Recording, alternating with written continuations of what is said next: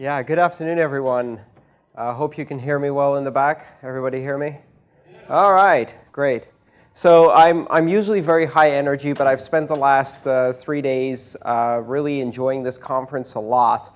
And I am exhausted. I'm sure many of you are too. So you'll forgive me if this is not my usual high energy presentation. I've been thinking for 2 days about what I'm going to talk about during this keynote. I left it purposely vague because I like to try to assimilate some of the ideas that come from the conference as I experience it and try to put it together into a bit of a narrative. This is going to be a bit more of a philosophical talk about the future of cryptocurrencies and what I've learned here at this event. So first of all, thank you all for coming. I think this has been a spectacular event. I had a lot of fun. If you come to this event, it's called the Bitcoin Expo 2014. It might have been called the Bitcoin and Ethereum Expo 2014. I don't know if you noticed, Ethereum had a pretty big presence here. And an interesting question comes up, which is, actually quite a few people ask me, does Ethereum threaten the future of Bitcoin? Does it steal some of its thunder?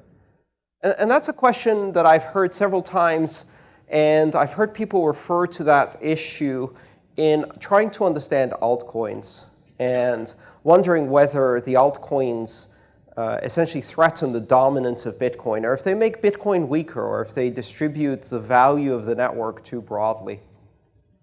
I've been thinking about this question for quite a while. And I think fundamentally, it's a question that evokes the old paradigm of currencies.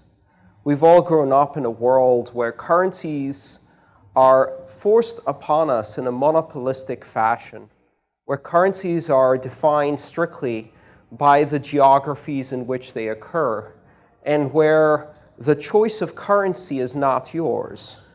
It is an accident of birth, just like many other things in our lives. As an accident of birth, I was born into an upper middle class family in Greece, fully loaded with the lottery of privilege in my life. And I also acquired the drachma. I didn't choose the drachma. It happened to me, any more than I choose to be a white male, any more than I choose to be born into a family of educated people. Those things simply happen to me. Currency, as we understand it, is an artifact of the nation state, and it imposes upon us certain constraints. We don't choose our currency, it chooses us. And we are forced to use that currency in all of our interactions. We don't have a choice until 2008, that is. And so now we live in a slightly different world. But a lot of the old paradigm still persists in our thinking. In a world where your currency is a monopolistic nation-state artifact that is constrained by geography, it's a zero-sum game. The currency is the flag, is the nation-state. It is the expression of the economic value of your state, and it defines your interactions in a world of geopolitics, in a global struggle for domination among nations. It's not up to individual choice. It has nothing to do with the individual, except for that one individual whose face is on the currency. You know, up to recently here in Canada, some old white lady called Elizabeth. And that's the only person who really has control over the currency. And now we live in a new world, a world in which currency is a choice. And not just a choice in terms of use. It's not just a matter of being able to choose which currency we use as individuals, but it's also a means of expression. This is one of the things that crystallized in my mind a few months ago as I thought about the evolution of alt currencies, as they're called. If you haven't seen it, there's a website called coingen.io, and it allows you to use a web form to create a currency. Up to that point, I was thinking, how many currencies will there be? How many altcoins will there be? And how will altcoins compete in a world of cryptocurrencies as we move into the future? Will there be hundreds of altcoins? And if there are hundreds of altcoins, what does that mean for the value of each of the altcoins? How do they compete? And that was the wrong way of thinking about it. Because I saw currency as a zero-sum game just like it had been imposed in my worldview from the nation states that created currency. And then I started thinking of currency as an application, and then I started thinking of currency as a means of expression. You see, money, at the very root of it, is a language. It's a language we use to express value to each other. When I give you a dollar bill, I am saying that I want to hand you the equivalent value. I'm communicating my desire to exchange value with you because I appreciate something you can do or something you can give to me. So I'm using this as a token of language. And this thing happens in human societies whether you have currency or not. And if you don't have a currency with a stamped face on it, you invent it. And you can see this. One of the things that really captivated me was understanding that if you have a primary school environment and you watch children in their natural habitat, a very unnatural habitat in most schools, but in any case, they don't have currency. Young children don't have currency and they don't understand currency, so what they do is they invent currency. They start trading rubber bands, Pokemon cards, Tamagotchi, tokens of affection, tokens of popularity. Humans create currency as a means of expressing their desires, of expressing their individuality. So I thought, what happens when a 5-year-old in a primary school can use a website to create Joey Coin, to compete against Maria Coin in a game of popularity within their school? And then it dawned on me. To ask the question, how many currencies will exist, is equivalent to ask the question, how many bloggers will there be on the internet? And the answer is simple: all of us. Currency is now a means of expression. But if everyone can create a currency, how does it derive value and what does it mean?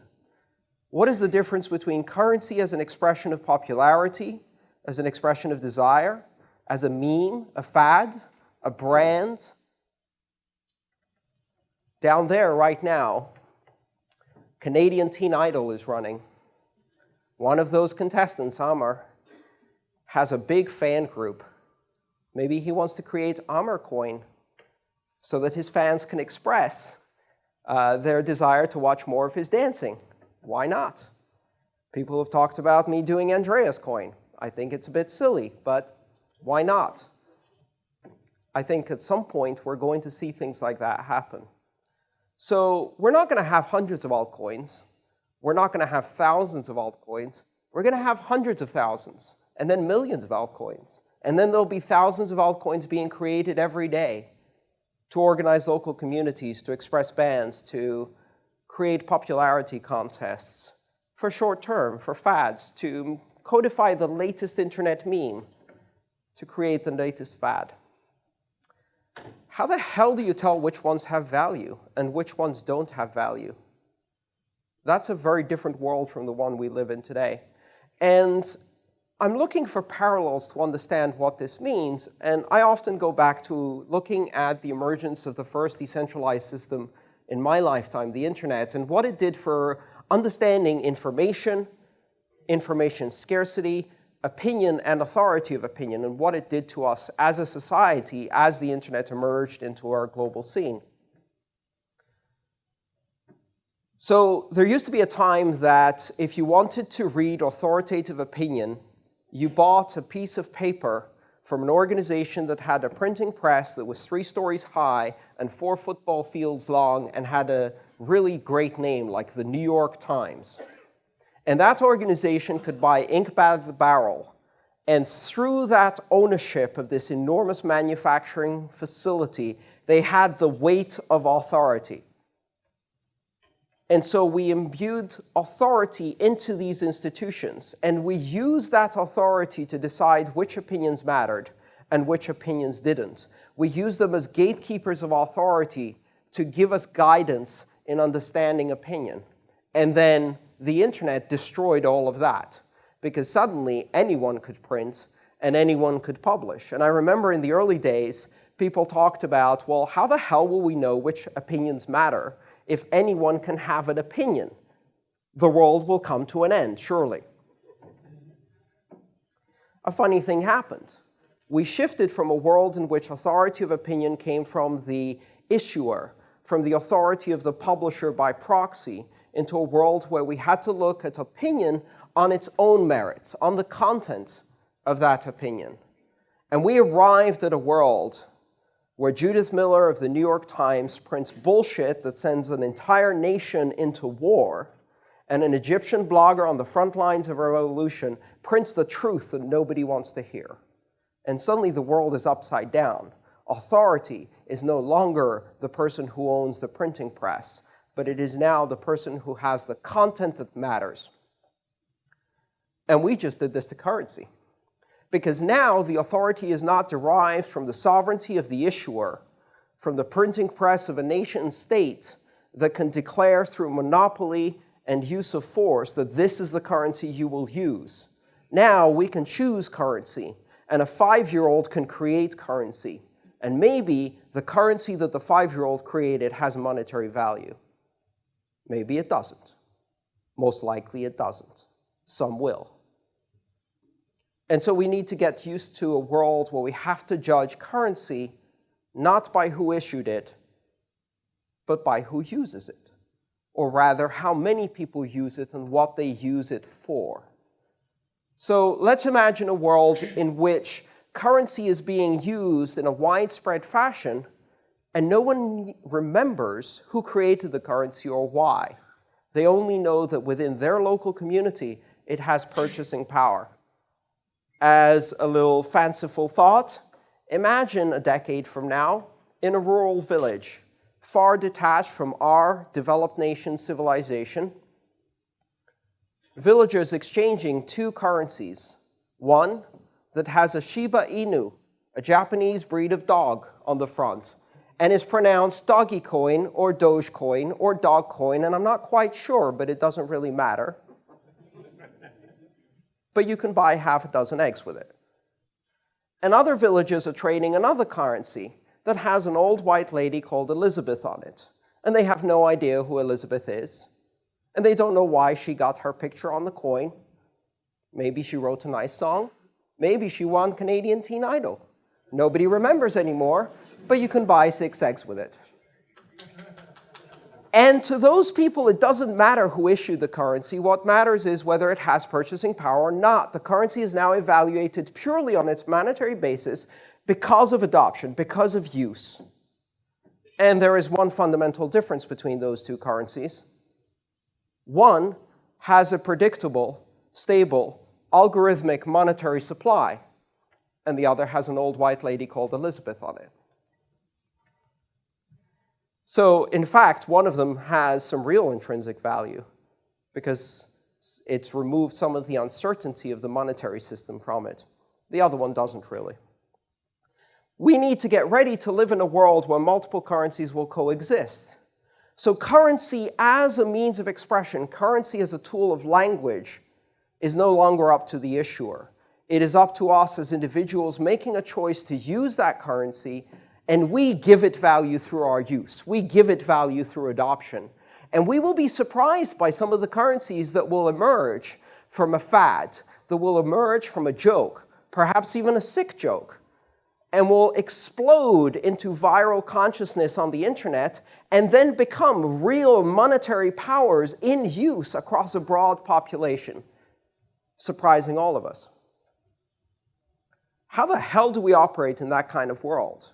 And what does it mean to have competition between currencies if there are millions? If digital scarcity really applies, but only on a local basis and only within the context of each one of these currencies, if scarcity is not derived from the issuer, but is derived in terms of adoption and in terms of the token itself, we're going to have currencies for different uses. Already, you have Bitcoin that provides a very specific monetary policy. You have Ethereum that can provide a contract platform. There's Namecoin for distributed naming conventions. And there's many others, and there will be many others that will solve other problems. Protein folding, search for extraterrestrial life. Maybe we'll have currencies that are better for microtransactions and micropayments with very fast resolution. Maybe we'll have currencies that are better for larger transactions like real estate. Who knows? If you think of currency as an application, then you realize that it doesn't really matter. On the internet, email was the granddaddy of them all, or the grandma of them all. And email, like Bitcoin, was the killer app that allowed us all to see the power of decentralized communications and adopt this new platform. And it was enough to create utility to spread this network all around the world. But it was only the first app. And then instant messaging, and forums, and bulletin boards, and Facebook, and Twitter. Do you worry that Twitter will destroy email? Do you worry that Facebook will destroy instant messaging? Do you worry that the value of email is eroded somehow by the existence of Twitter? We don't worry about these things because we understand that each one serves a different purpose. Some allow us to express a modality of instantaneous real-time communications. Some allow us to have asymmetric communications, where using Twitter, I can address an audience of thousands and receive real-time feedback without having to have a bidirectional synchronous communication. Some, like email, allow us to have more long-term asynchronous communication between people. And what we do is we build interfaces, we build abstractions. We build unifying tools that allow us to use all of these modalities from a single interface and fluidly move from one to the other so that we can start transmitting a short text message to someone, get into a conversation, convert that to an audio conversation, decide that we want to show them our dog, turn on the video camera, convert it into a video conference, and when we're finished with the conversation, follow up with an email to summarize what we agreed on. And now we've gone through 5 different modalities of communication in a single unified interface. I think that's what's going to happen with currency. We're going to start treating currency as an application, and in order to do that, we're going to need interfaces that allow us a unified currency experience, that allow us to have a single wallet with perhaps 150 different currencies in it. And because of inventions like sidechains and decentralized exchanges and fluid and liquid systems, and the complete absence of monopoly, of lock-in, of hostage situations around the currency, we will be able to instantaneously and at very low cost convert from Bitcoin to Namecoin to Dogecoin to Ethereum. And if we can do that, then it doesn't matter because we won't do that. Our unified wallet interface will do that by trying to see what we're trying to achieve with our currency. If I'm buying a house, it might express my transactional will in the modality of Bitcoin because that's the most suitable currency. When I try to name the domain for that house, it will convert some to Namecoin. The contract itself will be paid for in Ether, and when I tip the bartender for the cup of coffee they gave me when I got up that morning, I'll tip them in Doge. My interface will hide all of these differences. I can see a world in which we can smoothly move between currencies in a multimodal way. There's one other thing that comes out of this, which is the very real possibility that we will abstract value and exchange rate from the actual currency. If we have a multimodal communication system, we no longer need to look at the individual values and exchange rates of all of these commodities, or assets, or currencies, or call them whatever you want. There's a very real possibility we're going to have an index currency, a currency that is not in itself tradable, that has no intrinsic use as a transactional commodity, but instead is only used to express the purchasing power vis-a-vis the various coins in our wallet. I may have 1,000 unified currency units. You can't buy unified currency units. You can buy Bitcoin, and you can tell me how many unified currency units that is. And I price everything in unified currency units, and then I pay in Doge or Namecoin or Bitcoin or Ether, depending on how I want to use it. We already do this in financial markets. In fact, you can trade S&P 500. You're not buying a single company. What you're buying into is the aggregation of all of the different things that are in the stock market as an expression of the total value of the market. And you can then use that meta instrument in order to price transactions. For example, the London Interbank Overnight Rate is used as a meta interest rate to contractually tie things to a global set of interest rates. And so you don't need to say, I will buy this at whatever the Bundesbank says. You say, I'll buy this at LIBOR plus 2. And then you have a stable point of reference with which you can do transactions. I expect we're going to see much of the same with currency. We're probably going to see meta-currencies whose only purpose is to aggregate the value in all of our wallets from all of our currencies and allow us to understand value as an abstraction that exists independently of the currencies in which it's expressed. So that's a slightly philosophical perspective. And that's why I think it doesn't matter. And Ether is not competing with Bitcoin. Bitcoin is not competing with Litecoin. They are all means to express the transactional modality we want to use at any point in time to achieve the goals we want. With this comes a very important and powerful tool. In the choices we make with these currencies, we are also choosing to align ourselves with a community. Adoption is not simply the act of using the currency, it's also attaching oneself to a community that has also chosen to adopt that currency. When I choose to adopt Bitcoin, I am a believer in monetary policy of 21 million total coins as a stable source of value. If I choose to adopt Freicoin, I am a believer in an inflationary basis demurrage coin that has a negative interest rate that enforces consumption and discourages hoarding. I am choosing my politics through my currency. And through that choice, I am associating myself with a global community that has made the same choice as me and that is expressing that choice through currency. Just like when I choose an application on the internet to communicate with, I'm also aligning myself with the corresponding community. I don't use Twitter just because it's the convenient communication mechanism. I use Twitter because I also agree with many of the concepts and philosophies of the community of other people who choose to use Twitter. But with currency, that choice is a much more powerful political choice. We have entered the realm of metapolitics, of politics by algorithm, of the ability for global communities to form around a common consensus of politics through the choice of currency. You want inflation? Use an inflationary currency. You're a gold bug? Use a deflationary currency. You want a currency that creates a guaranteed minimum income from the poor? Use a currency that expresses that politics. You want a currency that puts aside tokens for carbon sequestration? Use a currency that expresses your green politics. We're going to start seeing communities, politics, and currencies converge and allow us to make these choices. Just like I can support Joey Coin in order to say that Joey is, in fact, the coolest kid among the 5-year-olds. I can support Green Coin because I care about global warming, or not, right? I can support Meat Coin if I really, really like red meat.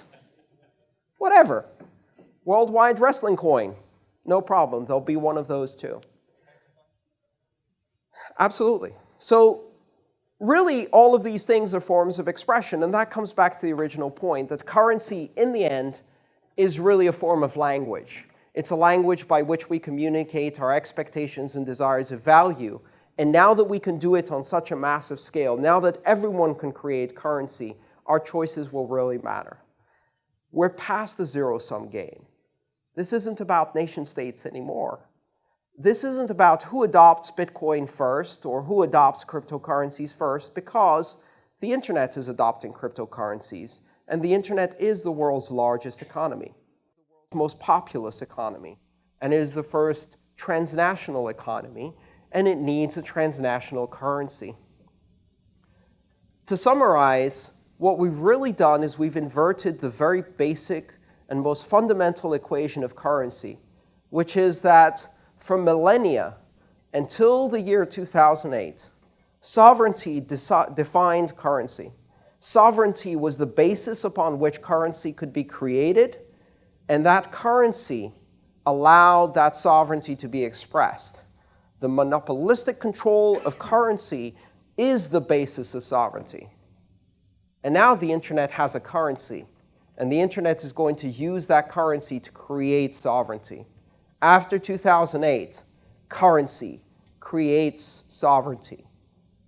And the internet has its own currency, which means the internet has purchasing power, which means the internet has economic freedom, which means the internet can exert that economic freedom in a post-nationalist way, in a way that ignores borders and makes the nation state not obsolete, but simply less relevant. Because when an Egyptian blogger can not only blog about the revolution, but also fund that revolution in Bitcoin, and they can connect with people from all around the world who share their ideals for self-determination and freedom, they are expressing their own sovereignty as an individual, and they are expressing the sovereignty of their community through the use of that currency. So this is the world we now live in, a world in which currencies can coexist, and where currency and its user adoption creates sovereignty. That's basically what I wanted to talk about today. Thank you.